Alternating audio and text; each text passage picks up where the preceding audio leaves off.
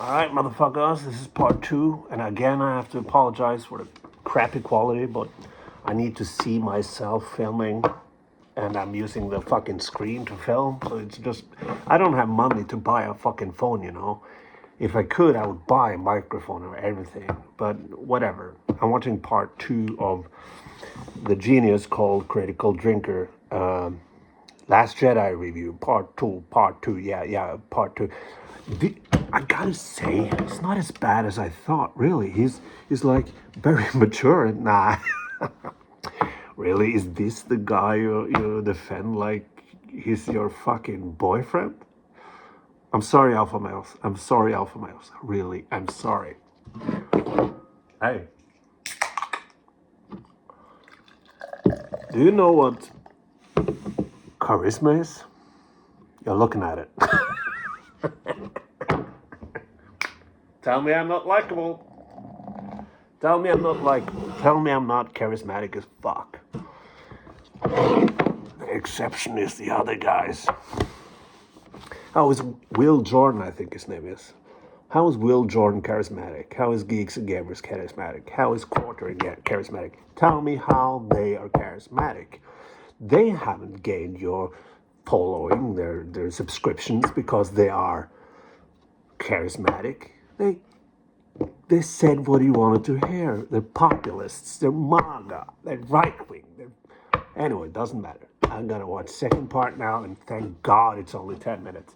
If there's a part three, I'll fucking go ahead with my wet dream of hanging myself. All right, and I'll fucking kill myself if there's a part 3. I expect some comments that yeah, do it, yeah, all right. That doesn't matter. You, I'm seriously, I missed you guys. I really liked you coming with the worst comments ever. So I hope you comment some comments like defend your boyfriend, alpha males, alpha boys. Anyway, let's go into it. Let's go into part 2 of this genius. Yeah, let's do it. Okay, nostalgic now. Critical Drinker. Last Jedi. I feel like I've done some good work lately to start important conversations about the storytelling genius that lies deep within this movie. But as my friend said right before he firebombed his neighbour's house, there's always more you can do. So with that in mind, let's begin part 2 of our journey into the... That's the thing. It's doing the Mr. Plinkett thing, right? I've talked about that before, but it's so fucking evident now. It's obvious. Like, the reason why Mr. Plinkett works is because he's so over the top that you believe him as like, it's fucking, he has like hostages in his fucking basement and everything. It's muddled. You don't know if he's joking or not. That's the problem. You don't know if he's joking or not, right? So there's no difference between him and his character, but it's obvious that he's over exaggerating, but his opinions are there. They are true, but his jokes are, well, I'm not gonna offend anyone. English is my second language, even though I speak it a lot better than most of you, but no, I can't say that. That was a joke. So let's... You guys. Genius of The Last Jedi. Now, it's no secret that Rose Tico is easily the most popular character to come out of The Last Jedi, proving not only that it's possible to be effortlessly stylish while looking like Shrek dressed in a sack of potatoes, but also... Okay, this is... So he calls her Shrek because she's not... This is the fucking wrong... And this is my fucking smoking gun. This is why this fucker, Jordan, Willie, Jordan, whatever, sucks so fucking hard. And this is why I remember why I'm fucking antagonizing. He would never, ever say that to a male character. But since she's Asian, she doesn't have the bikini like Princess Leia did in Return of the Jedi. So he insults her parents. Fuck you. God damn it. Really, boys? Are you following this motherfucker? You can't think for your fucking self. So you need to listen, you need to watch the new video he has, like, so you can know what to think and what to feel. I'm an argumentative fuck. I'm a drunk motherfucker, but I always can defend myself.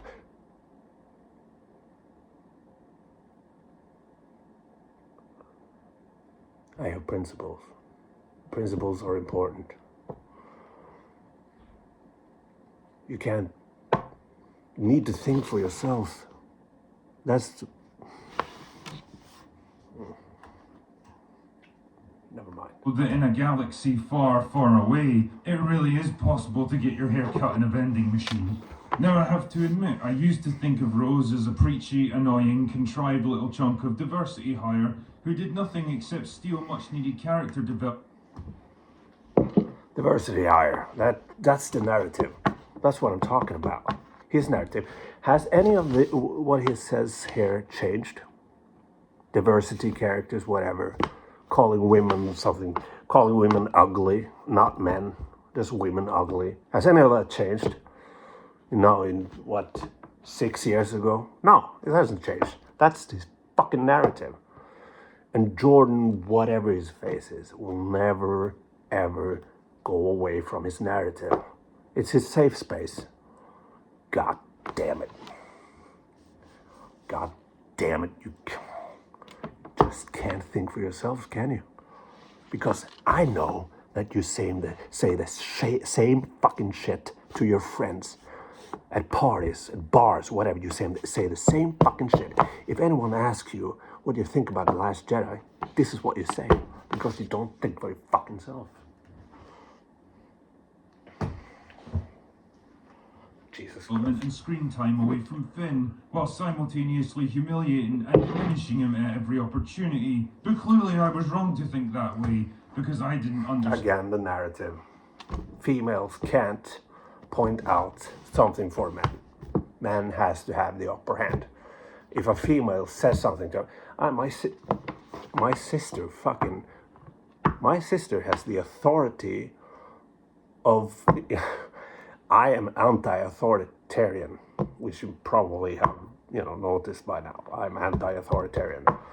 My father is authoritarian. My sister is a very authoritarian. And she is one of the only few people who can handle my dad. And my relationship with my sister is like, there's, unstoppable force meets an immovable object. But, I don't think, she's a girl, so she can't. Have any of you guys, critical drinking, had any sisters or mothers? Have you been with a girlfriend? Don't you want them to say something back to you? Really? What are you saying? Really? What are you really saying here? This is disgusting. And the true purpose of Rose Tico. You see, Rose is in fact an undercover mole working for the First Order. I know, it's shocking, right? The genius of this movie's script is that it manages to hide its... Okay, so, you soy boy, you get offended by blah, blah, blah. Yes, and there's nothing wrong with getting offended by things, because this is ignorance, this is a moron talking, and I know there are younger people out there who aren't experienced yet, who maybe have some issues in their lives. Something is happening, something like being bullied at school or whatever. And you listen to this guy, and he speaks with so much confidence that you kind of love him, right? That is bullshit. That is fucking bullshit. He hides behind clips of films. He hides behind fucking things. Yeah, he's a coward. Insidiously cunning character in plain sight, and only now that I've gotten my brain right was I able to unravel her diabolical scheme. The clues are there right in her first scene. It's always see her crying over the destruction of the First Order dreadnought in the opening battle. We quickly find out that she's been busy neutralizing and quietly disposing of rebel personnel as they try to evacuate their doomed ship. She's an insurance policy, you see, a last line of defense to make sure nobody escapes. She's about to do the same thing to Finn when she discovers that he has insider knowledge about the First Order's Say what you will about me. Say whatever you want. But isn't there a part of you that want me to sit in a bar and talk to Will Jordan? Be an audience. I'm calling him out right now. Will Jordan, is that his name? I'm calling you out, Will Jordan. Meet me at the fucking bar. I'm from Norway, you're from whatever, Scotland. We can meet in the middle. Let's talk in a fucking bar and we're filming it. I know you can't talk, you can't discuss because you don't have the arguments. You're in your little fucking bubble. So you are threatened by people like me. You are status quo right now. You are boring right now. You won. Your Trump won. And don't tell me that you're not on the right side. Don't tell me that you're not right wing because you fucking are. Meet me at a bar and we'll have a conversation. Everything says fucking scripted. Even though it's fucking terrible. Jesus Christ. I'm just at the beginning here. Space tracking system, so she throws herself behind a hopeless plan that she knows will achieve absolutely nothing except to keep the rebels busy and waste valuable time, preventing them from coming up with something more sensible. She flies them halfway across the galaxy to Canto Bight and parks their ship right in plain sight, making sure they get captured and arrested by local security forces. But she didn't count on BB-8 being there to help them escape, which forces her to improvise. She goes on a violent rampage across the planet, hoping to draw as much attention to them as possible so they can be recaptured. But once again, her plans are foiled by the giant male. Alright, shut the fuck up. So, that I talked about this before. That storyline I see as a nod to the prequels, because that storyline is more for kids, and it's, you gotta admit, it's the ships that has these lights and the fucking horse things. It feels kind of Spielbergian, don't you think? Kind of Steven Spielbergian.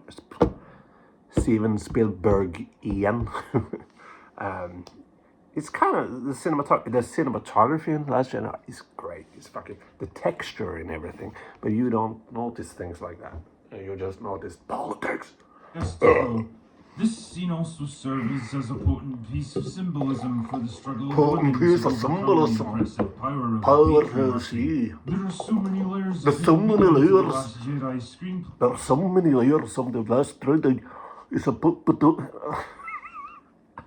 oh no, you're childish. You're making fun of how he talks. He doesn't talk like that in real life. He's nothing like that in real life. Again, Jordan will whatever the fuck you will. What's his face? Meet me at a fucking bar and we'll have an audience. Let's have an audience. See how alpha male you are then. This is just so fucking bad. It's God what makes damn it. this movie so God damn endlessly fascinating. Anyway, you can't keep a good character down for long. Rose gets one That I last kinda chance agree to with. save the day That I during the kinda Battle agree of Crate, when she heroically disables Finn's fighter just Ah. as it's about to crash into the First Order's battering ram. So I agree with what he's saying. I think Finn should have died, and you know, since he did nothing in Rise of Skywalker, he just cried, like all the time.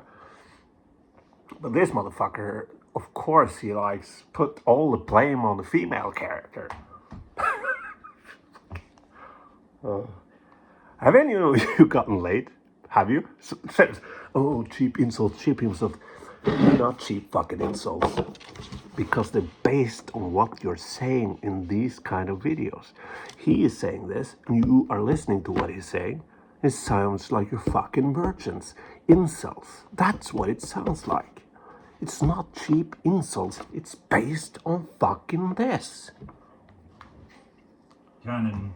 Rose is badly injured and dazed by the crash, and she temporarily forgets her cover story and confesses the It's whole her thing fault. to Yeah, Finn. sure. That's how we're gonna win. It's the actress' fault. In Norway, we say The something real called fy message here faen. is shocking Fy like later. faen. Rose So has this is a fought to fy faen. protect the Fy thing faen. she loves, the First Order, so they can destroy the thing she hates, the rebels. He's not talking about the introduction of her sister in this awesome war thing. I know people complain about the logistics of it. You know, the whole fucking First Order ship, and you have the bombarding things. This, and they get shot, and they go into each other and blow up everything. But like, think of it as visual storytelling. Think of the, you know, you get to know her sister, Rose's sister, like 3 seconds, but you kind of are with her because it's emotionally driven. And the flames are coming, and she's holding onto this necklace. And next time you see the necklace, the half of the necklace is from Rose. So visual storytelling, boys. Anyway, but we need to complain about what? Even George I'm Lucas sorry, this could is getting have long, a but more it's his brilliantly fault. poetic scene. It's his fucking fault. Now, the only character who made a bigger splash than Rose Tico in this movie was Captain Phasma. Again, a If you female thought character. She was an integral part of The Force Awakens. Again, then you're a really female in for a treat here. There's I just can't no limit wait to what to she critical can do, Jinker whether it's comes surviving to being the dumped pink into a ladies, trash the pink compactor on a lady. planet that's about to be destroyed with the power of an I don't exploding remember her sun, name.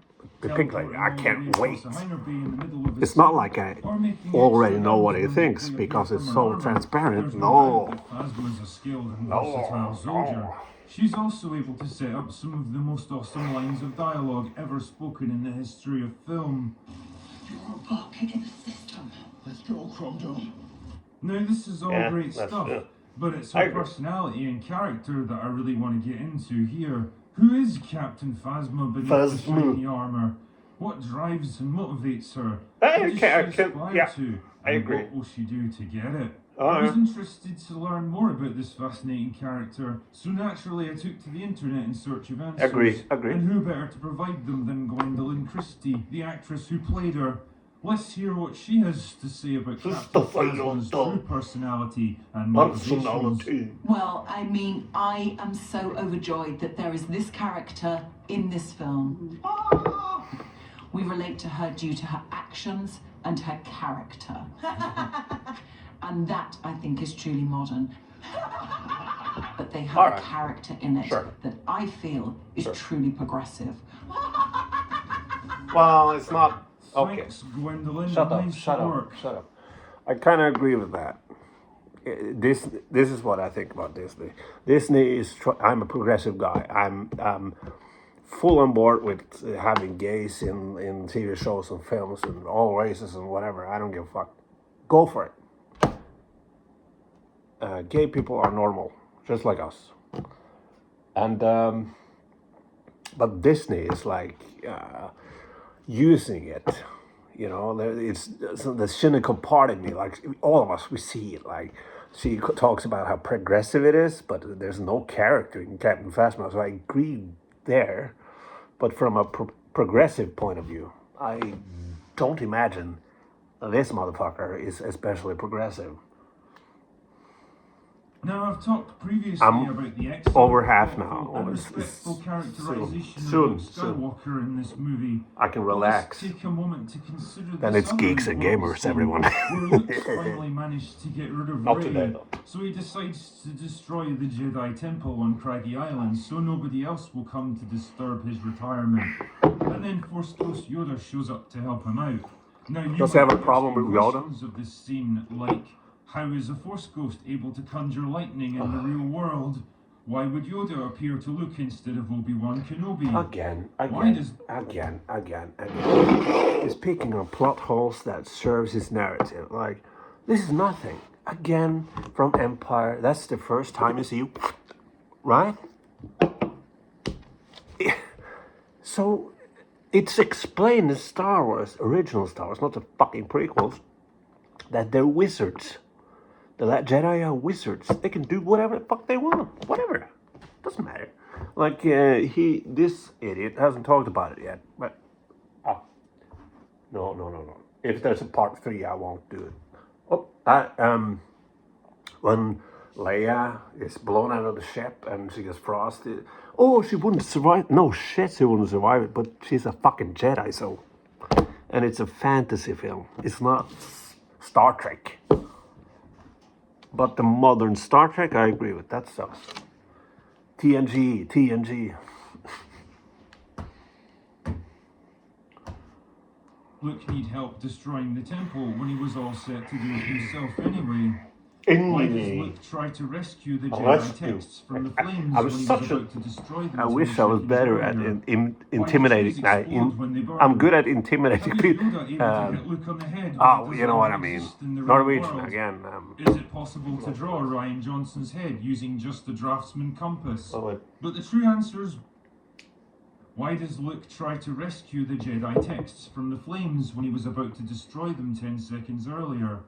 Why do trees explode when they burn?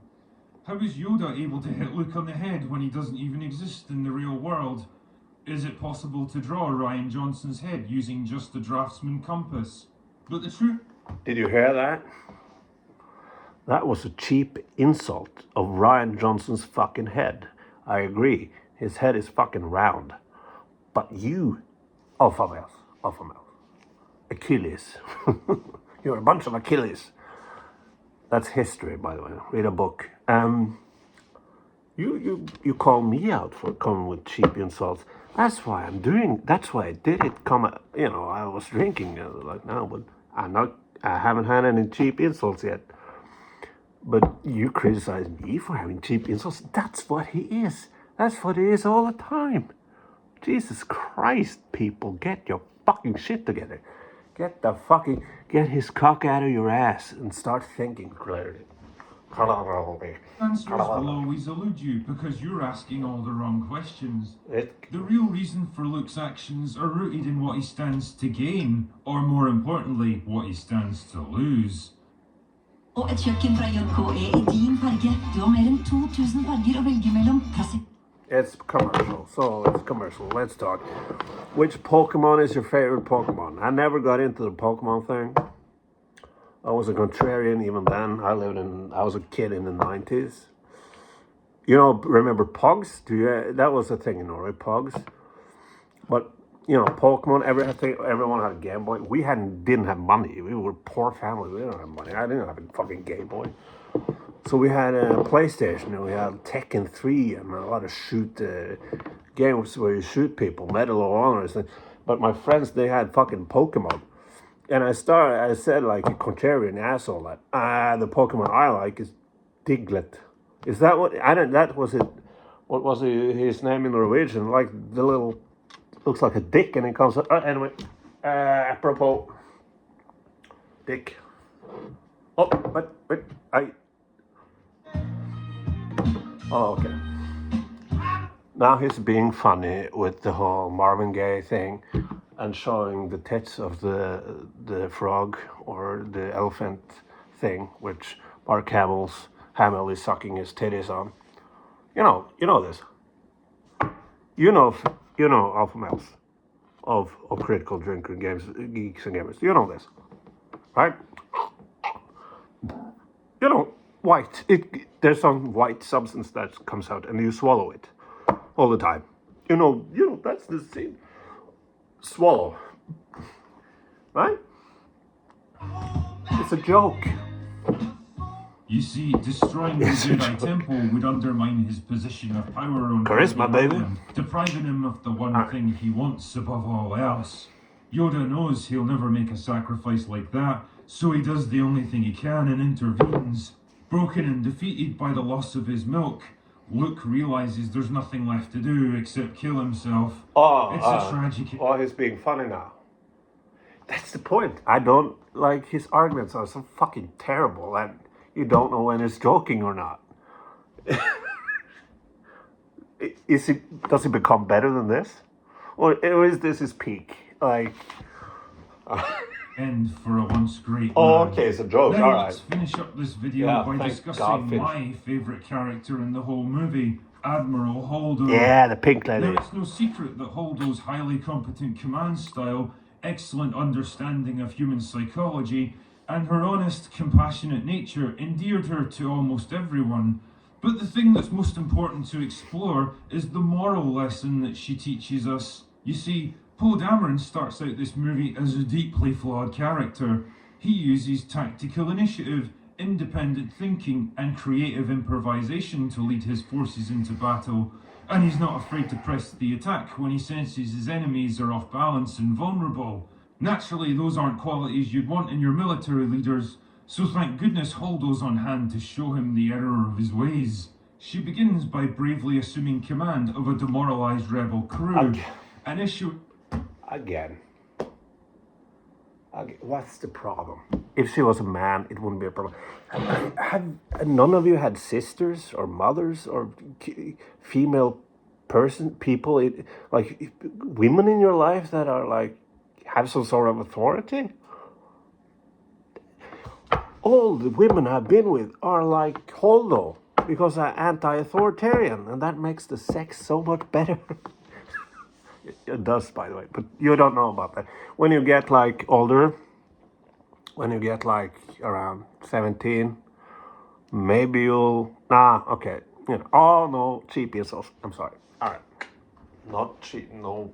orders for everyone to just keep doing what they're doing and hope that something happens to save them. Let's be honest. I knew he was going to say this because it's so fucking transparent. The only flaw in her otherwise genius plan, naturally, is Poe. I mean, Poe. how was Holdo to know Poe. that a maverick leader with a deep emotional attachment to the resistance and a history of insubordination would go behind her back and try to find another way out? So Poe stages a mutiny and he places Holdo under arrest in an unsecured hangar bay with complete access to the ship and a small handful of guards watching over her. Now, you might think it would be impossible to escape from such a predicament. What your but fight- Holdo what- shows her what's your true favorite mettle and Pokemon? regains command of the ship. Tell me That's in when we the find out that comment she had section. an escape plan What's all your along, favorite but she Pokemon? just didn't tell anyone. You know Now, what I you liked? wonder Show I why liked? she Shut the didn't fuck tell up. anyone. Shut the fuck When up. it would have The reassured show I the crew liked. there was a way out Shut of the danger. fuck up.